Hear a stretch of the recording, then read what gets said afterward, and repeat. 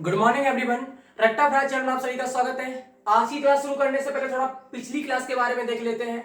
तो मैंने आपको बताया था लास्ट क्लास में कि 1991 से पहले भारत की जो आर्थिक स्थिति थी, मतलब इकोनॉमिक कंडीशंस थी, इकोनॉमी थी, वो बहुत ही खराब थी। ठीक है, 1991 में इस इकोनॉमिक कंडीशन को चेंज करने के लिए, अब चेंज करना जरूरी क्यों है? अगर आपको ग्रोथ करनी है, अगर आपको डेवलप करना है तो अपने आप को चेंज करना पड़ता है। तो 1991 में इकोनॉमिक पॉलिसी लाएंगे जिनमें जो प्रॉब्लम्स थी 1991 से पहले, जैसे कि प्रॉब्लम थी फिस्कल डेफिसिट की, मतलब कि गवर्नमेंट की बोरिंग बहुत ज्यादा थी। फिर प्रॉब्लम थी कि प्रोडक्शन नहीं हो रहा था। उसके बाद प्रॉब्लम थी कि जो क्या बोलते हैं, डॉक्यूमेंट्स के लिए या फिर रूल्स एंड रेगुलेशंस बहुत थे, जिससे कि लोग इस इंडस्ट्री में नहीं आना चाह रहे थे, मतलब कि आईटी सेक्टर्स में नहीं आना चाह रहे थे, प्रोडक्शन वाली इंडस्ट्रीज में नहीं आना चाह रहे थे, बिजनेस स्टार्टअप नहीं करना चाह रहे थे। फिर इन्फ्लेशन बहुत ज्यादा था, महंगाई बहुत ज्यादा थी। ये प्रॉब्लम्स को डिस्कस किया गया, ऑब्जेक्टिव्स बना के इकोनॉमिक पॉलिसी जो 1991 में लॉन्च हुई थी। ठीक है, मैंने पहली क्लास में बहुत अच्छे से समझाया है। और इसमें तीन मुद्दों पर बात हुई थी जिन्हें हम बोलते हैं एलपीजी। इनको बोला गया था components,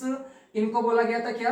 components of economic reform. ठीक है, इनको क्या बोला गया? Component of economic reform. एक एक करके अच्छे अच्छे समझेंगे। मैंने क्या बोला, 1991 से पहले बहुत सारी प्रॉब्लम्स थी, उनको सही करने के लिए, उनके सॉल्यूशंस लाने के लिए 1991 में इकोनॉमिक पॉलिसी लागू की गई, जिसमें इन तीन मुद्दों पर बात हुई थी, इन तीन कंपोनेंट्स पर बात हुई थी। और ये तीन कंपोनेंट्स ऐसे हैं जिन्होंने भारत की इकोनॉमिक को पूरा चेंज कर दिया, इकोनॉमी को पूरा चेंज कर दिया। आज अगर हमारी इकोनॉमी इमर्जिंग इकोनॉमी है, मतलब बढ़ती हुई डेवलपमेंट की तरफ, डेवलप्ड इकोनॉमी नहीं है लेकिन इमर्जिंग है, मतलब कि विश्व की सबसे, मतलब सिक्स सबसे ज्यादा अच्छी इकोनॉमी है, 6 नंबर पे आती है, तो उसका रीजन है एलपीजी 1991 का जो इकोनॉमिक पॉलिसी है वो। ऐसा इसमें क्या है, और मैं बता दूं आपको, ये आपके लिए बहुत इंपॉर्टेंट टॉपिक है। मैं आपको क्लास के पहले बता रहा हूं कि आपके एग्जाम में इनमें से एक क्वेश्चन, मतलब 20 मार्क्स का आपको मिलने वाला है, चाहे शॉर्ट नोट में आए चाहे पूरा क्वेश्चन आए। मैंने क्या बोला, इनमें से एक क्वेश्चन मिलने वाला है 20 मार्क्स का, एलपीजी तीनों में से। तो इसको डीपली समझना, छोटी सी क्लास हो बड़ी क्लास मुझे पता नहीं है, मैंने डीपली इसको कवर किया है तो आपको डीपली समझाऊंगा।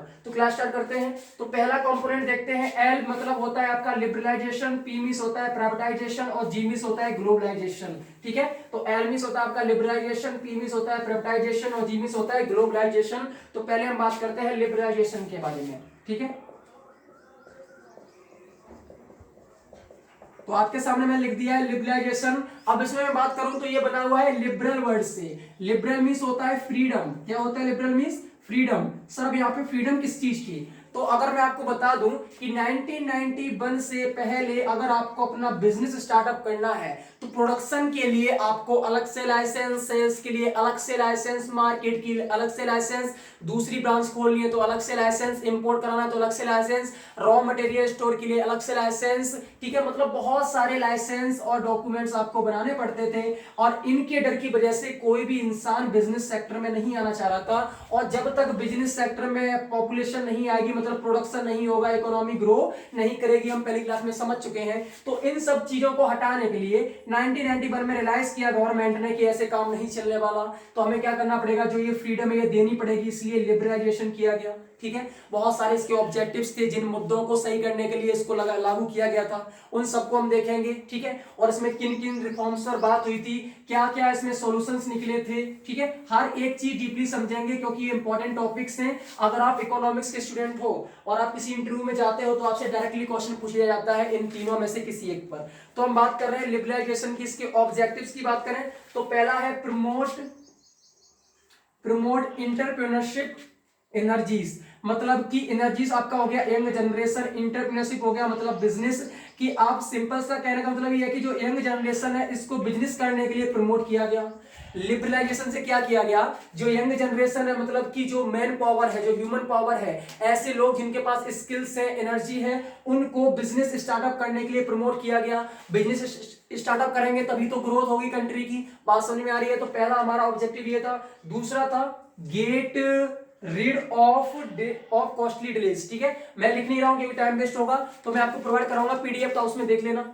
Get rid of costly delays मतलब कि जब आप डॉक्यूमेंट्स सबमिट करने जाते हो, बनवाने जाते हो, तो जो गवर्नमेंट है, गवर्नमेंट के जो मतलब जहां पे भी जाते हो आप, जिस ऑफिस में, आपको पता है कैसे वर्क करती है, 15 दिन बाद आना, 20 दिन बाद आना, 25 दिन बाद आना, इतने सारे डॉक्यूमेंट्स, एक डॉक्यूमेंट पे 15 दिन लग रहे हैं, तो क्या हो रहा है, डिले हो रहा है। क्या हो रहा है, डिले हो रहा है। और कैसा डिले हो रहा है, कॉस्टली, मतलब आपको पैसे भी देने पड़ रहे हैं और डिले भी हो रहा है। ठीक है, तो इसका छुटकारा पाने के लिए ये पॉलिसीज में लिबरलाइजेशन की बात हुई थी।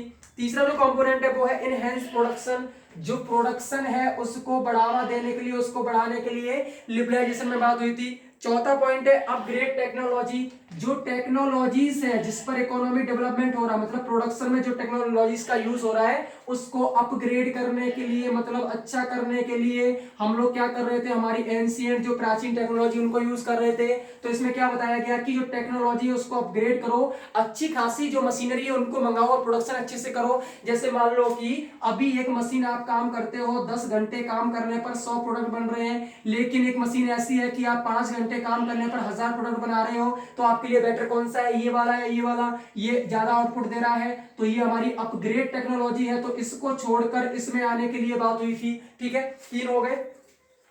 हमारा अगला है वो है इंटरनेशनल कॉम्पिटिटिवनेस, मतलब कि अंतरराष्ट्रीय लेवल पर कंपटीशन करना।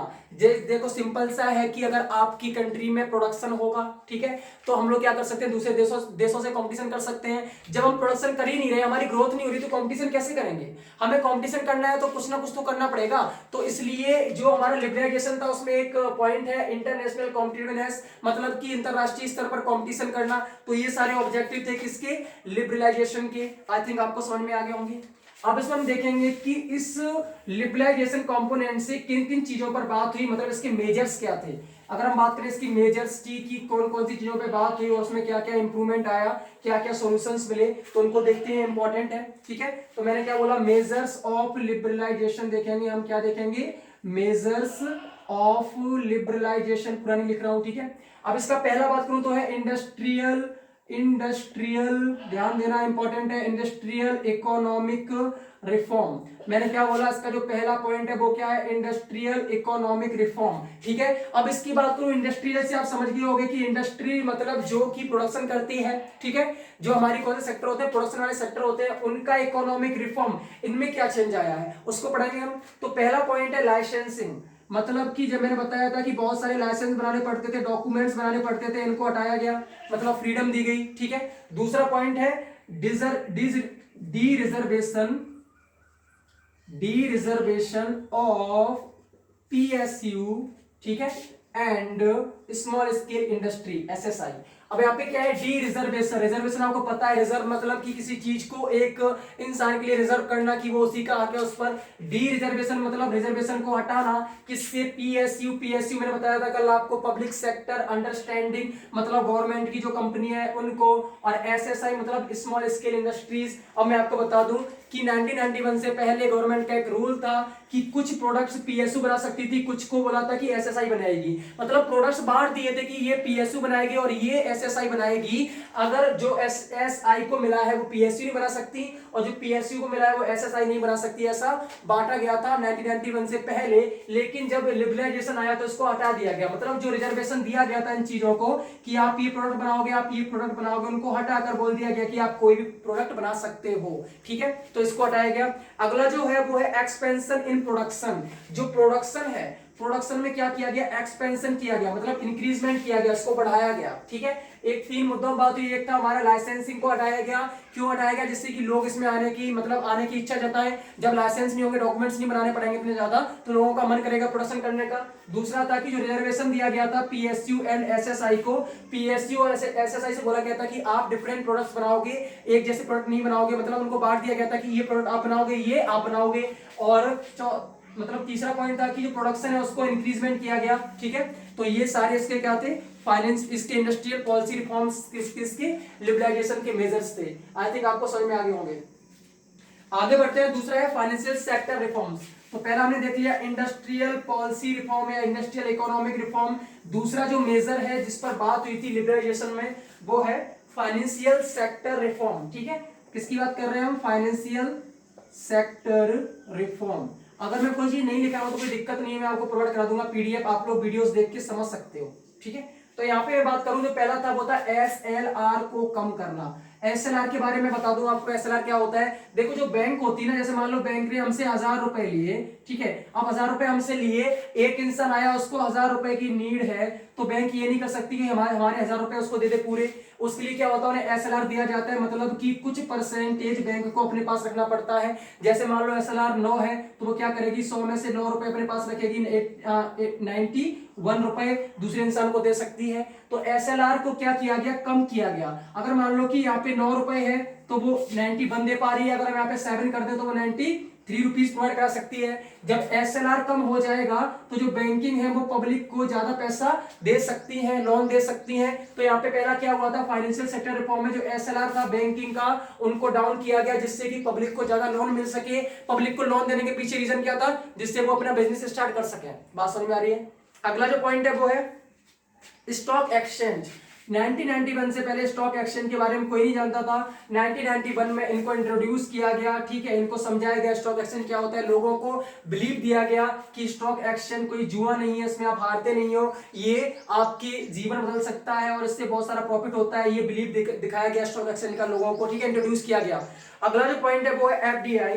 FDI मीन्स होता है आपका जो फॉरेन है, ठीक है, एफडीआई होता है फॉरेन डायरेक्ट इन्वेस्टमेंट। इसका मतलब ये है कि जो विदेश की कंट्रियां हैं वो डायरेक्टली इंडिया में इन्वेस्टमेंट कर सकती हैं, मतलब वो अपनी बिजनेस यहाँ पे कर सकती हैं। पहले क्या था, 1991 से पहले जो भारत था उसने एफडीआई को लागू नहीं किया था, रूल्स एंड रेगुलेशन बोला गया था, ना तो इंडिया वाले बाहर इन्वेस्टमेंट कर सकते हैं और ना बाहर वाले इंडिया में इन्वेस्टमेंट कर सकते हैं। अगर करना है तो लाइसेंस चाहिए, ठीक है, अगर करना है तो क्या चाहिए, लाइसेंस चाहिए। अब कैसा कर दिया, डायरेक्ट कर दिया कि बाहर की कंपनियां डायरेक्टली इंडिया में इन्वेस्ट कर सकती है, अपना बिजनेस प्रोडक्ट बेच सकती हैं और यहां से खरीद सकती हैं। बात समझ में आ गई। तो एफडीआई को क्या किया गया, इंक्रीज किया गया, मतलब जो ये था क्या बोलते हैं फॉरेन डायरेक्ट इन्वेस्टमेंट, इसको इंक्रीज किया गया। अगला पॉइंट है प्राइवेट बैंक। सबसे इंपॉर्टेंट पॉइंट है कि यहाँ पर प्राइवेट बैंक्स का निजीकरण कर दिया गया, मतलब बैंक्स को प्राइवेट कर दिया गया, इसका प्राइवेटाइजेशन कर दिया गया। बात समझ में आ रही है। प्राइवेट बैंक्स बना दी गई, ठीक है। तो प्राइवेट बैंक से क्या हो गया कि जो पब्लिक बैंक थी वो अच्छे से काम नहीं करती थी, इनका जो परफॉर्मेंस था वो लूज था, मतलब कि अच्छा नहीं था, पुअर था, हमने लास्ट क्लास में देखा था, समझा था। तो प्राइवेट बैंक जब बन जाएंगी तो इनका अच्छा परफॉर्मेंस देंगी, तो पब्लिक क्या करेगी, ज्यादा लोन लेगी और फोकस करेगी किस पर, अपने ग्रोथ पर, अपने प्रोडक्शन पर। तो ये सारे इसके क्या थे, फाइनेंशियल सेक्टर के रिफॉर्म्स थे। अगला जो रिफॉर्म है किसका हम बात किसी कर रहे हैं, लिबरलाइजेशन की बात कर रहे हैं। हम देख रहे हैं मेजर्स, हम क्या देख रहे हैं, मेजर्स दो हमने देख लिया, एक था हमारा इंडस्ट्रियल पॉलिसी रिफॉर्म, दूसरा था आपका ये फाइनेंशियल सेक्टर रिफॉर्म, और तीसरा आपका है ट्रेड एंड इन्वेस्टमेंट। तीसरा क्या है आपका, ट्रेड एंड इन्वेस्टमेंट, ठीक है, ट्रेड एंड इन्वेस्टमेंट।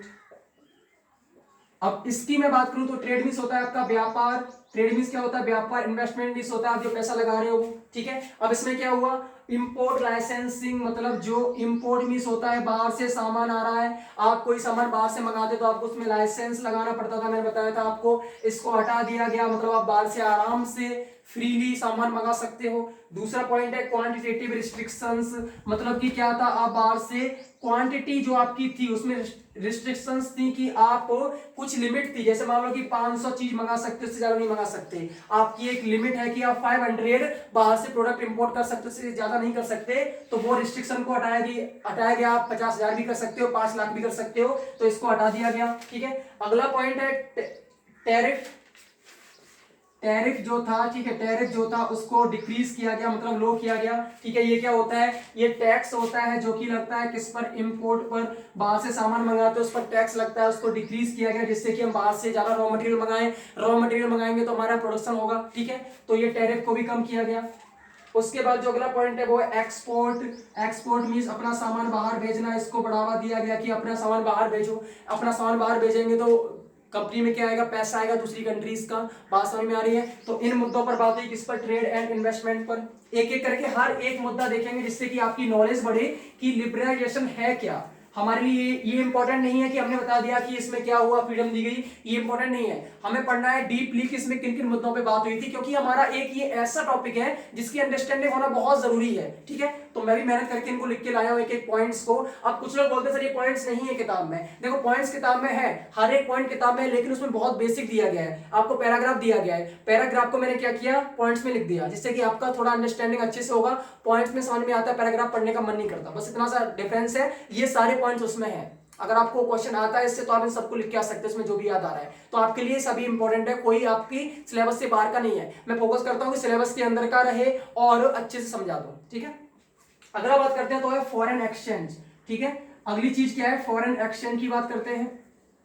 अब इसमें क्या हुआ, इसमें यह हुआ कि यहाँ पे डीवैल्यूएशन कर दिया गया, किसका, अपना जो रुपीज है उसका डीवैल्यूएशन कर दिया गया, मतलब जो वैल्यू थी वो घटा दी गई। अब इसमें सर मतलब क्या है, वैल्यू घटा दी गई। जैसे मान लो कि प्रोडक्ट अपना बेच रहा है 100 रुपए में, उसको 70 में बेच दिया गया, 70 कर दिया गया, ठीक है। अब 100 से 70 किया है, तो अब जो कंट्रीज और है वो क्या करेंगी, हमारा प्रोडक्ट मंगाएंगी। देखो सिंपल सा है कि जब सामान नहीं बिकता तो हम क्या करते हैं, कीमत कम कर देते हैं। जहां पे आपने कीमत कम की वहां पे क्या होता है, डिमांड ज्यादा बढ़ जाती है। तो कंट्री ने क्या किया, 100 रुपए की जो चीजें बिक रही थी उसको 70 में कर दिया। 70 में हमें प्रॉफिट हो रहा है लेकिन कम हो रहा है, लेकिन वो ज्यादा बिकेगा। ज्यादा बिकेगा तो बाहर का पैसा कंट्री में आएगा, बाहर का पैसा कंट्री में आएगा तो यहाँ पे हमारी ग्रोथ होगी कि नहीं होगी, होगी। और डीवैल्यूएशन मनमोहन सिंह द्वारा लिया गया सबसे बड़ा कदम था, जिसकी वजह से बहुत अच्छा हमारा इकोनॉमिक ग्रोथ हुई है, ठीक है। तो ये हो गया, डीवैल्यूएशन हो गया। इससे क्या हुआ, जो एक्सपोर्ट है वो कैसा हो गया, बढ़ गया, मतलब हमारा सामान बाहर जाने लगा। और जो इंपोर्ट है वो कैसा हो गया, घट गया। देखो सिंपल सा है कि अगर कंट्री की ग्रोथ करनी है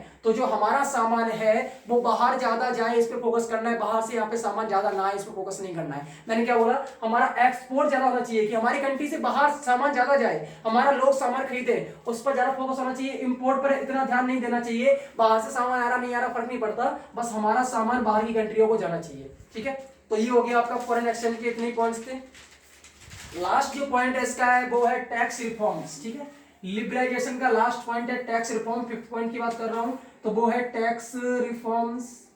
अब ये क्या है, टैक्स से आप समझ गए होंगे, कर, ठीक है, किसी चीज पे टैक्स लगता है तो इसको क्या किया गया, टैक्स को डिक्रीज कर दिया गया। मतलब कि पहले आपको टैक्स, जैसे मान लो कि प्रोडक्ट है उस पर कोई टैक्स लगता था, इनडायरेक्ट टैक्सेस आप जानते हो, ठीक है, जो भी जीएसटी काम कर रहा है इसके बारे में बताऊंगा अभी। तो ये क्या हुआ, इसको कम कर दिया गया कि अब आप ज्यादा टैक्स नहीं लगेगा। जैसे मान लो कि 100 रुपए का प्रोडक्ट है, आपने बेचा 70 में से आपको 10 रुपए देने पड़ रहे गवर्नमेंट को, आपको प्रॉफिट हो रहा है 60 रुपए का, इसमें आपको लॉस हो रहा है, क्या कर दिया, 5 रुपए कर दिया, तो आपको कितना प्रॉफिट हो रहा है, 65 का प्रॉफिट हो रहा है। जब टैक्स कम किया तो लोग ज्यादा प्रोडक्शन करेंगे कि नहीं करेंगे, करेंगे। तो टैक्स क्या किया गया, लो किया गया। और क्या हुआ, जो छोटे मोटे इनडायरेक्ट टैक्सेस थे, मतलब कि बहुत सारे पहले टैक्सेस थे, किसी पर अलग टैक्स किसी पे अलग टैक्स, उनको मिलाकर जीएसटी कर दिया गया, जीएसटी कर दिया गया। एक जीएसटी बना दिया कि अब गुड्स एंड सर्विसेज टैक्स, जितने भी टैक्स हैं उन पर एक टैक्स लगेगा, वो है जीएसटी। सभी टैक्सेस को एक जगह इकट्ठा करके, मतलब एक ही टैक्स में डाल दिया, वो उसका नाम कर दिया जीएसटी, ठीक है। तो ये 2 रिफॉर्म्स हुए उसमें। जीएसटी लागू तब किया गया था, लेकिन लागू अब किया गया, पहले इसका स्टार्टअप किया गया था कि ऐसा करेंगे, लेकिन तब हो नहीं पाया था। लेकिन इसकी जो बात हुई थी वो उसी रिफॉर्म में हुई थी, ठीक है, इसलिए हमने डिस्कस किया है यहाँ पे। लागू अभी किया है जब मोदी जी की सरकार आई है। अगला जो है कंपोनेंट वो है प्राइवेटाइजेशन। इससे आप समझ गए होंगे, इसका हिंदी मतलब होता है निजीकरण। मतलब कि सिंपल समझ लो कि जो गवर्नमेंट के सेक्टर्स थे, गवर्नमेंट की इंडस्ट्रीज थी, गवर्नमेंट की कंपनीज थी, उनको क्या कर दिया, प्राइवेट हैंड में दे दिया गया। अब इसको देने का रीजन क्या था, तरीके क्या थे कि आप गवर्नमेंट से प्राइवेट में कर सकते हो, उनके बेस देख लेते हैं। मतलब कि निजीकरण करने के, प्राइवेटाइजेशन करने के बेस क्या थे, रास्ते क्या थे कि हम प्राइवेट कर सकते हैं पब्लिक सेक्टर्स को। ऐसे तो नहीं कर सकते कि ले जाओ अपनी कंपनी, लो ये उठाओ ले जाओ, ऐसे नहीं कर सकते ना। तो कुछ बेस थे। पहला बेस था विथड्रॉवल ऑफ, पहला जो तरीका था वो था विथड्रॉल ऑफ गवर्नमेंट ओनरशिप, ठीक है, पूरा लिख रहा हूं, बस समझा दे रहा हूं। मैंने क्या बोला, पहला तरीका था विथड्रॉल ऑफ गवर्नमेंट ओनरशिप। मान लो कि कोई एक काम है, उसमें एक प्राइवेट सेक्टर भी है, पब्लिक सेक्टर भी है, ठीक है। पब्लिक सेक्टर ने क्या कहा कि मैं यहां से छूट रहा हूं, मैं यहां से क्या कर रहा हूं, अपना जो मेरा हक है उसको छोड़ रहा हूं, प्राइवेट सेक्टर के हाथ में दे दिया। तो इसमें क्या हुआ कि जो कंपनी जिस पर पब्लिक सेक्टर का हक था वो किसके हाथ में आ गई, प्राइवेट सेक्टर के हाथ में आ गई। तो रास्ता समझ में आ गया, पब्लिक सेक्टर ने यहां से छुटकारा पाया, यहां से छूट गया, तो पूरी कंपनी का कंट्रोल किस पे आ गया, प्राइवेट सेक्टर पे। तो उसे बोलते हैं विथड्रॉल ऑफ गवर्नमेंट ओनरशिप। मतलब कि गवर्नमेंट की जो ओनरशिप थी वो किसे दे दी गई, प्राइवेट सेक्टर को दे दी गई। तो उससे क्या हुआ, पब्लिक सेक्टर को जो कंपनीज थी उनको क्या कर दिया गया, प्राइवेटाइजेशन कर दिया गया, निजीकरण कर दिया गया। इसका करने का रीजन क्या था आगे पढ़ेंगे, बस समझ लो अभी बेस क्या क्या थे। दूसरा तरीका था sale of asset of public enterprises. जो पब्लिक इंटरप्राइजेस थी, मतलब पब्लिक की कंपनी थी, उनके जो असेट्स थे, जो उनके असेट्स थे उनको क्या कर दिया गया, बेच दिया गया। किसको बेचा गया, पब्लिक सेक्टर, मतलब पब्लिक को बेच दिया गया, या फिर जो प्राइवेट लोग हैं उनको बेच दिया गया, ठीक है। जनता को बेचा गया कि आप पब्लिक के असेट्स खरीदो, या फिर जो प्राइवेट कंपनी है उनको बेच दिया गया, ठीक है। 2 तरीके समझ में आ गए प्राइवेटाइजेशन करने के। तीसरा तरीका था डिसइन्वेस्टमेंट, बहुत इंपॉर्टेंट है। तीसरा तरीका था डिस इन्वेस्टमेंट। अब आपने एक तो सुना है सर, इन्वेस्टमेंट पता है पैसा लगाना, डिस मतलब कि इसमें पैसा ना लगाएं। देखो सिंपल से, आपने कहीं पैसा लगाया है वो हो गया इन्वेस्टमेंट, वहां से पैसा वापस ले लिया वो हो गया डिस इन्वेस्टमेंट। तो सिंपल सा है कि जो शेयर्स थे पब्लिक इंटर कंपनी के पास शेयर्स थे गवर्नमेंट के, उनको क्या किया गया, रीसेल कर दिया गया, बेच दिया गया। शेयर्स को क्या किया, बेच दिया। किसको बेच दिया, प्राइवेट को बेच दिया गया। ठीक है, प्राइवेट कंपनियां थी उनको बेच दिया गया। बात समझ में आ रही है? अब इनसे क्या हुआ, मतलब डिस इन्वेस्टमेंट, जो शेयर्स थे उनको बेचने से इन सबसे क्या प्रॉफिट हुआ वो देखते हैं। इनसे क्या हुआ, एक तो जो इनएफिशिएंसी थी, मतलब कि जो पब्लिक सेक्टर वाले लोग थे, जो सरकारी नौकरी वाले थे, उनका काम अच्छा नहीं होता। आपको पता है कैसे काम करते हैं, अच्छे से पता है। तो इसको क्या हुआ, जो इनएफिशिएंसी थी उसको रिड्यूस कर दिया गया। मतलब कि जब आप प्राइवेट हाथों में दे दोगे, अपने हिसाब से काम करेंगे, जब अपने हिसाब से काम करेंगे तो यहाँ पर जो इफिशियंसी है बढ़ेगी। पब्लिक सेक्टर में कम थी, उसको रिड्यूस कर दिया गया, मतलब कि उसको घटा दिया गया। दूसरा क्या हुआ, जो पब्लिक डेट थे, मैंने बोला था पिछली क्लास में कि जो हमारी गवर्नमेंट उसके ऊपर बहुत सारा कर्ज है वो कम हुआ। जब कर्ज कैसे कम हुआ, हमने सब चीज बेच दी, प्राइवेट हाथों में बेच दी, हमें पैसा मिला, मनी से हमने क्या किया, अपने डेट जो हमारे कर्ज थे उनको कम किया। 2 पॉइंट समझ में आ गए। तीसरा पॉइंट था इंक्रीज कॉम्पिटिटिवनेस, मतलब कि जो कॉम्पिटिशन है उसको बढ़ाया गया। ठीक है, इंक्रीज कॉम्पिटिटिवनेस मतलब कि कंपटीशन को बढ़ा दिया गया। गवर्नमेंट की जब कंपनियां थी ज्यादा तो उसमें कंपटीशन होना ही क्या है, गवर्नमेंट तो एक ही है। लेकिन जब प्राइवेट हाथ में आई, अलग अलग डिफरेंट के लोगों ने खरीदी, तो उसमें कंपटीशन बढ़ेगा कि मेरा प्रोडक्ट अच्छा है, मेरा प्रोडक्ट अच्छा है। ठीक है, बात समझ में आ रही है? अगला जो है वो है रिड्यूस पीएसयू लॉसेस, मतलब जो पीएसयू द्वारा लॉसेस हो रहे थे, पीएसयू मतलब पब्लिक सेक्टर अंडरटेकिंग, जो कंपनियां उनके द्वारा लॉसेस हो रहे थे, उनमें ये अच्छे से काम नहीं कर रही थी। ठीक है, प्रॉफिट में नहीं आ रही, लॉसेस में थी, उनको रिड्यूस कर दिया गया। जब हमने पब्लिक सेक्टर को किसी और के हाथ में दे दिया, अपने हिसाब से चलाएगा। ठीक है, अपने हिसाब से चलाएगा, अच्छी क्वालिटी का प्रोडक्ट बनाएगा, उसका प्रोडक्ट ज्यादा बिकेगा, और जब बिकेगा तो उसको प्रॉफिट होगा। तो हमने क्या किया, पीएसयूज को बेचकर जो लॉसेस थे उनको कम किया। तो ये हमारे जो भी निजीकरण था उसके सारे पॉइंट्स थे। ठीक है, तो हमने देख लिया क्यों इसे करना इंपॉर्टेंट था, क्यों प्राइवेटाइजेशन को करना इंपॉर्टेंट था, गवर्नमेंट की चीजों को बेचना इंपॉर्टेंट क्यों था 1991 में, हमने देख लिया। ठीक है, जिससे क्या हुआ, पब्लिक का डेब्ट, जो गवर्नमेंट का कर्ज है वो कम हुआ। सब चीजें हमने यहाँ पे समझ ली एक करके। अब हम बात करते हैं आगे का, आगे इसमें क्या है। ठीक है, आगे की बात करें तो हमने देखा कि इसमें कुछ प्रॉफिट्स हुए, जैसे मान लो कि इफिशियंसी बढ़ गई और जो डेब्ट था वो कम हो गया, कॉम्पिटिटिवनेस बढ़ी। ठीक है, बहुत सारे हमने देख लिए अच्छे पॉइंट्स थे। अब इसके कुछ ड्रॉबैक्स भी हैं, मतलब कि इसके कुछ डिसएडवांटेज भी हैं। कौन कौन से हैं? पहला है कि जो कंपनियां हमने बेची हैं, जब वो गवर्नमेंट की थी तब उनका मोटिव था सोशल वेलफेयर। ठीक है, हमने पढ़ा था लास्ट क्लास में सोशल वेलफेयर क्या होता है, मतलब कि समाज को देखकर काम करना। अब जो प्राइवेट हाथ में है तो वो तो अपना प्रॉफिट देखेगा भाई, उसका पैसा लगा हुआ है तो क्या करेगा, प्रॉफिट देखेगा। तो इन सब कंपनियों का मोटिव क्या हो गया, प्रॉफिट मेकिंग मोटिव हो गया, ना कि सोशल वेलफेयर। ठीक है, तो पहला क्या हुआ कि अपने प्रॉफिट के लिए काम करते थे। दूसरा है ओवरलुक, ओवरलुक मतलब होता है इग्नोर्ड, ओवरलुक किया गया किसको, जो लो पीपल है, मतलब वीकर सेक्शन है, वीकर मींस कमजोर, मतलब पुअर, जो पुअर सेक्शन है उसको इग्नोर कर दिया गया। जब पैसा नहीं है, जब पैसा कमाना ही मोटिव है तो सोशल तो कोई देखेगा ही नहीं। गवर्नमेंट का तो क्या करते थे कि पैसे कम पैसे में जो चीज थी उसको दे दिया करते थे। अब प्राइवेट हाथों में है, उनका प्राइस तो बढ़ा के देंगे वो, अगर आप ले पाए तो ठीक, नहीं ले पाए तो ठीक। तो यहाँ पर जो वीकर सेक्शन था और उसको इग्नोर कर दिया गया। तीसरा पॉइंट है हमारा जो सोशल डेवलपमेंट है, मतलब कि जो सोशल डेवलपमेंट है, लोगों का डेवलपमेंट है, वो कैसा हो गया, डाउन हो गया। तो ये हमारे ड्रॉबैक्स थे किसके, प्राइवेटाइजेशन के। तो दो हमने अपने कंपोनेंट्स देख लिए, एक तो हमारा लिबरलाइजेशन अच्छे समझ लिया, प्राइवेटाइजेशन को अच्छे समझ लिया, और हमारा आज का जो लास्ट पॉइंट है वो है ग्लोबलाइजेशन, ये भी इंपॉर्टेंट है। ठीक है, तीनों को हम अच्छे से देखेंगे एक एक करके। आज का जो पॉइंट है वो है ग्लोबलाइजेशन। अब ये क्या है, ग्लोब से आप समझ रहे हो, ग्लोबल मींस वर्ल्ड। ठीक है, मतलब कि विश्व की जितनी भी कंट्रियां हैं उनको एक साथ इकोनॉमी में एक साथ आने को उसे बोलते हैं ग्लोबलाइजेशन। देखो सिंपल है, अगर इंडिया वाला बिजनेस नहीं करेगा चाइना के साथ, चाइना वाला नहीं करेगा नेपाल के साथ, नेपाल वाला नहीं करेगा पाकिस्तान के साथ, हमें ग्रोथ करनी है इंडिया की। इंडिया की ग्रोथ कब होगी, जब हमारा माल बाहर जाएगा। अब हम क्या कर रहे हैं, ग्लोब मतलब विश्व में अपनी बिजनेस नहीं कर रहे हैं तो माल बाहर कहां से जाएगा। ठीक है, इसको बढ़ावा देने के लिए हमने क्या किया, ग्लोबलाइजेशन किया था कि विश्व की सारी कंपनियां इकोनॉमिक में आए, मतलब कि विश्व की सारी कंपनियां एक दूसरे के साथ व्यापार करें, ट्रेड करें, बिजनेस करें। इसलिए हमने क्या किया था, ग्लोबलाइजेशन पे फोकस किया था। इसका जो पहला पॉइंट है, मीनिंग मैंने समझा दिया आपको। जो पहला है इसके देखते हैं कंपोनेंट्स, इसके क्या क्या है। ग्लोबलाइजेशन के कंपोनेंट्स क्या क्या उनको देखते हैं। पहला कंपोनेंट है trade barriers. Trade barrier, trade means होता है व्यापार, बैरियर मीन्स होता है रोक। जो भी व्यापार पे रोक लगी थी कि आप हमारी कंट्री में आके व्यापार नहीं कर सकते, उसको हटा दिया गया। आप आराम से आइए, धूमधाम से आइए, बैंड बाजा के साथ आइए, आराम से व्यापार करिए आके, ठीक है, अलाउ कर दिया था कि आप आकर व्यापार कर सकते हो। अगला पॉइंट है फ्री फ्लो ऑफ कैपिटल। जो कैपिटल है उसका जो फ्लो है वो कैसा रहेगा, फ्री रहेगा। मतलब कि पहले हमें क्या करना पड़ता था, टैक्स देना पड़ता था, लाइसेंसिंग चाहिए था इंपोर्ट करने के लिए, लेकिन अब क्या है, कैपिटल का फ्री फ्लो रहता है, आप पैसा दे सकते हो, पैसा ले सकते हो। अगला पॉइंट है फ्री फ्लो ऑफ टेक्नोलॉजी। मतलब कि दूसरे देशों की अगर टेक्नोलॉजी अच्छी है तो हम उनको भी यूटिलाइज कर सकते हैं, वहां से मंगा सकते हैं मशीनरी, तो इसका भी क्या हो गया, फ्री फ्लो कर दिया गया, आराम से मंगा सकते हैं, कोई इसमें रिस्ट्रिक्शंस नहीं है। अगला है एफडीआई। जब पता है आपको ग्लोबलाइजेशन करोगे तो बाहर के लोग क्या करेंगे, इसमें इन्वेस्टमेंट करेंगे आके, ठीक है, और जब इन्वेस्टमेंट करेंगे तो एफडीआई बढ़ेगा, मतलब फॉरेन डायरेक्ट इन्वेस्टमेंट बढ़ेगा, तो इसमें क्या हुआ, एफडीआई बढ़ा। अगला पॉइंट है पार्शियल कन्वर्टिबिलिटी ऑफ रुपीज। ये थोड़ा सा इंपॉर्टेंट है, partial convertibility of rupees. Partial मतलब थोड़ा थोड़ा, कन्वर्टिबिलिटी मतलब बदलना, किसको, रुपीज को, किस में, अदर करेंसीज में। 1991 से पहले ऐसा नहीं था।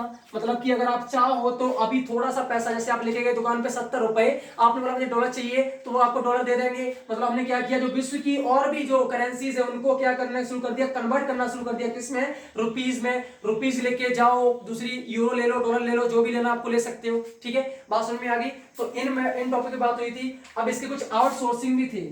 क्या थे, आउटसोर्सिंग। देखो सिंपल सा है, जब ग्लोबलाइजेशन हो रहा है तो आउट मतलब बाहर का, सोर्सिंग मतलब जो बाहर के जो काम है उनको, उनका तो होगा ही। ग्लोबलाइजेशन मतलब दूसरी कंट्रीज से, तो यहाँ पे आउटसोर्सिंग मतलब क्या है, बाहर के काम होना, ठीक है। तो इसमें देखते हैं, पहला क्या था कि दूसरे जो कंट्री वाले थे वो, हम क्या कर रहे थे, अपनी बिजनेस जो सर्विसेज हैं वो दूसरे कंट्रीज को प्रोवाइड कर रहे थे। आउटसोर्सिंग मतलब क्या है कि जो हमारे सोर्स हैं उनको दूसरी कंट्रीज में देना, जो हमारी सर्विसेज हैं, ठीक है, उनको दूसरी कंट्रीज में देना। या फिर हमें बाहर की कंट्री की सर्विस चाहिए, जैसे मान लो कि इंडिया में डॉक्टर अच्छे नहीं है, हमें चाहिए अमेरिका से अपने इलाज के लिए, तो हम अमेरिका से बुला सकते हैं, तो इसे हम बोलते हैं आउटसोर्सिंग। जब एक कंट्री दूसरे कंट्री के सर्विसेज और बिजनेस को मतलब ले सके आराम से, उसे बोलते हैं आउटसोर्सिंग। समझ में आ गया। इसके बेनिफिट ये थे कि इसमें आईटी जो कंपनियां थी, आईटी कंपनियां बूम हुई थी, क्या हुई थी, बूम हुई थी, बहुत ज्यादा उसमें बढ़ावा मिला था। क्यों मिला था, क्योंकि जब आउटसोर्सिंग हो गया, हम बाहर की सर्विसेज बिजनेस ले सकते हैं, या फिर अपनी बिजनेस या सर्विसेज बाहर ले सकते हैं। बाहर की कंट्री में अच्छा खासा पैसा मिल रहा था, इतनी कॉम्पिटिशन नहीं थी, तो जो यंग जनरेशन थी उसने क्या किया, इस बिजनेस में आने का सोचा और वो यहाँ पे आए। और जब वो आए तो आईटी सेक्टर कैसा हुआ, इंक्रीज हुआ, उससे क्या हुआ, बूम हुआ, ठीक है। तो आउटसोर्सिंग कितने पॉइंट थे, तो हमने देख लिया ग्लोबलाइजेशन को भी, ठीक है, बात समझ में आ रही है। तो हमने अपने तीनों कंपोनेंट्स जो 1991 की इकोनॉमिक पॉलिसी में जिन पर बात हुई थी, हमने तीनों कंपोनेंट्स देख लिए, ठीक है। इनके बारे में आपने समझ लिया कि प्राइवेटाइजेशन क्या था, लिबरलाइजेशन क्या था, और हमारा ग्लोबलाइजेशन क्या था, इनके पीछे करने का रीजन क्या था, और इनसे प्रॉफिट क्या क्या हुए, ठीक है। हमने इतनी सारी बात समझ ली। अब देखो सिंपल सा है, जब ग्लोबलाइजेशन हुआ होगा तो कहीं ना कहीं जब दूसरे देश हमारे साथ बिजनेस करेंगे, अब एक कंट्री दूसरी कंट्री से धोखा ना करे, इसके लिए कुछ ना कुछ तो उन्होंने मतलब कुछ ना कुछ तो बनाया होगा। तो यहाँ पे क्रिएशन हुआ था WTO का। WTO मतलब होता है वर्ल्ड ट्रेड ऑर्गेनाइजेशन। मैंने क्या बोला, यहाँ पे क्या हुआ था, WTO बनाया गया था। कब बनाया गया था, ये बनाया गया था 1 जनवरी 1995, 1991 में हमारी इकोनॉमिक पॉलिसी आई थी। जब विश्व ने देखा कि हर कंट्री एक दूसरे के साथ इकोनॉमिक डील कर रही है, तो उन्होंने क्या किया, WTO संस्था बना लिया, जिससे कि जो भी रूल्स एंड रेगुलेशंस होंगे वो यहाँ से पास होंगी। कोई अगर कंफ्लिक्ट होता है यहाँ से होगा, पॉइंट पे बात करेंगे, ठीक है। तो WTO क्या होता है, वर्ल्ड ट्रेड ऑर्गेनाइजेशन, जो कब स्टैब्लिश हुआ था, 1 जनवरी 1995। अब इसके कुछ फंक्शंस थे, मतलब इसके कुछ वर्क थे जिन पर ये काम करता था। इनके काम क्या थे वो देख लेते हैं। पहला है ट्रेड नेगोशिएशन बिटवीन कंट्रीज, जो व्यापार का नेगोशिएशन है, ठीक है, उस कंट्रियों के बीच में व्यापार की जितनी भी मतलब डीलिंग है, ठीक है, नेगोशिएशन से समझौता है, वो कौन करता है, WTO करता है। जैसे मान लो कि आप किसी कंट्री से कुछ ट्रेड नेगोशिएशन करना चाहते हो, समझौता करना चाहते हो, तो आपको WTO की मतलब उसमें प्रेजेंस में आप कर सकते हो। WTO के प्रेजेंस में, बिना प्रेजेंस के आप नहीं कर सकते, क्योंकि बाद में अगर कोई कंफ्लिक्ट हुआ, कोई फाइट हुई कि हमने इतना बोला था, इस कंट्री से हमें इतना मिल रहा है, हमें ये चीट कर रहे हैं, तो आपके पास यार रिटर्न डॉक्यूमेंट होगा, यहाँ पे आपका डॉक्यूमेंट होगा, इसमें साइन होंगे, तो आपका वो जो कंफ्लिक्ट है वो अकॉर्डिंग टू उसके डील कर लिया जाएगा। बात समझ में आ रही है? तो जितने भी ट्रेड नेगोशिएशन से समझौते हैं वो किसके अंडर होते हैं? डब्ल्यूटीओ के अंदर होते हैं। दूसरा है ट्रेड एग्रीमेंट, समझौता करने के बाद जो एग्रीमेंट होता है, लिखा हुआ डॉक्यूमेंट, वो किसके अंदर होता है? डब्ल्यूटीओ के अंदर होता है।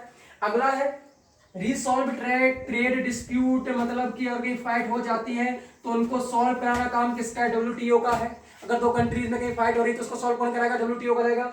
अगला जो पॉइंट है वो है reduce tariff and non tariff barriers. जैसे मान लो कि कोई कंट्री इंपोर्ट के लिए क्या कर रही है, बहुत सारा टैक्स ले रही है, दूसरी कंट्री वाली आना चाह रही है उस कंट्री में बिजनेस करने, लेकिन आप क्या कर रहे हो, हद से ज्यादा आपने टैक्स बढ़ा दिया, तो इसको कम कराना किसका काम है? डब्ल्यूटीओ का काम है। ठीक है, तो ये हो गया। अगला है इकोनॉमिक पॉलिसी मेकिंग। कभी कभी क्या होता है,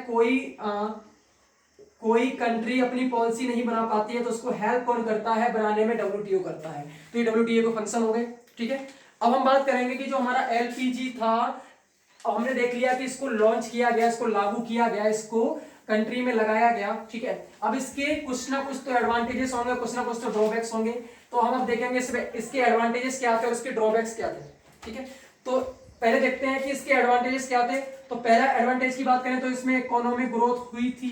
क्या हुआ था? इकोनॉमिक ग्रोथ हुई थी। दूसरा है फॉरेन इन्वेस्टमेंट बढ़ा था। ठीक है, फॉरेन इन्वेस्टमेंट कैसा हुआ था? इंक्रीज हुआ था। तीसरा है एक्सपोर्ट बढ़ा था। ठीक है, एक्सपोर्ट कैसा हुआ? इंक्रीज हुआ। चौथा है कंपटीशन बढ़ी थी, मतलब कंपटीशननेस बढ़ी थी। ठीक है, अगला है फिस्कल डेफिसिट कैसा हुआ होगा? फिस्कल डेफिसिट क्या होता है? फिस्कल डेफिसिट होता है कि जो गवर्नमेंट ने बोरिंग ले रखी है, जो गवर्नमेंट ने कर्ज ले रखा है, देखो सिंपल है, तो ये क्या हुआ होगा? कम हुआ होगा, क्योंकि हमारा ऑब्जेक्टिव यही था कि इसको कम करना है, तो कम हुआ होगा। ठीक है, फिस्कल डेफिसिट कम हुआ। लास्ट है इन्फ्लेशन, महंगाई कैसी होगी? आप बोलोगे सर कम हुई होगी। बात समझ में आ रही है? तो हमारा क्या हुआ? जो इकोनॉमिक ग्रोथ हुई है, ठीक है, उसके बाद फॉरेन इन्वेस्टमेंट बढ़ा है, एक्सपोर्ट बढ़ा है, कंपटीशन बढ़ी है, फिस्कल डेफिसिट कम हुआ और इन्फ्लेशन कैसा हुआ है? कम हुआ है। ये इसके कैसे थे? अच्छे, मतलब कि एडवांटेजेस थे। अब देखते हैं हम डिसएडवांटेजेस किसके? एलपीजी, तीनों की बात कर रहे हैं, तीनों की बात कर रहे हैं। ठीक है, इसका पहला था कि जो एग्रीकल्चर सेक्टर है इसको नेग्लेक्ट कर दिया गया, इसके ऊपर ध्यान नहीं दिया गया, पहला ड्रॉबैक। दूसरा है जो फॉरेन कंपनीज है, देखो सिंपल सा, जब आपने छूट दे दी कि आप बाहर की कंपनियां यहाँ पे आके बिजनेस कर सकती हैं, अपना सामान बेच सकती हैं, तो क्या हुआ? जो फॉरेन कंपनीज है उन्होंने अपने प्राइस और प्रोडक्ट, मतलब प्रोडक्ट अच्छे से नहीं बनाया। ठीक है, उनके प्राइस कम रखे और यहाँ पे क्या किया? मार्केट पर पूरी अपनी कमांड कर लिया। जैसे हम चाइना की बात करें, चाइना के सामान हर जगह मिल जाते हैं, सस्ते हैं, अच्छे लगते हैं। ठीक है, तो क्या है, चाइना ने क्या किया?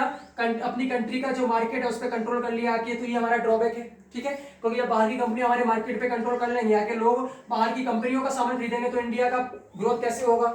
ये दूसरा ड्रॉबैक हो गया। तीसरे ड्रॉबैक की बात करें तो इसमें नॉन इंक्लूसिव ग्रोथ थी। नॉन इंक्लूसिव, फर्स्ट क्लास में मैंने बताया था इंक्लूसिव और एक्सक्लूसिव का मतलब। इंक्लूसिव मतलब वो जिसमें सोशल वेलफेयर को देखा जाए, एक्सक्लूसिव मतलब वो जिसमें सोसाइटी का कोई मतलब ध्यान ना दिया जाए। तो यहाँ पे क्या है? नॉन इंक्लूसिव, मतलब की जो ग्रोथ थी वो एक्सक्लूसिव थी, यहाँ पे सोसाइटी के ऊपर फोकस नहीं किया गया। ठीक है, अगला जो पॉइंट है वो है जॉबलेस ग्रोथ। ग्रोथ तो हुई है लेकिन कैसी? जॉबलेस। अब जॉबलेस कैसे हुई? ग्रोथ हुई है किससे? टेक्नोलॉजी बाहर की आई, जब मशीनरी आई तो जो लोग काम कर रहे थे, वर्कर्स काम कर रहे थे, उनको निकाल दिया गया।